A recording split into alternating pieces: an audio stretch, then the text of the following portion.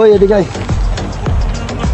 তোদের বাড়ি কোথায়? সেখানে ভাইয়া তো তোরা আমারে দেখার পরে হাঁটুর উপর ঠেঙ্গুল দিয়ে এখানে বসে আসিস কেন? বসে আছি তোরা আমারে চিনস না?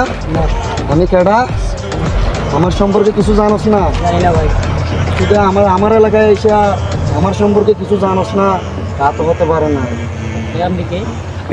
আমারও চিনস না, আমি কে? ভাই আপনার সমস্যা কি?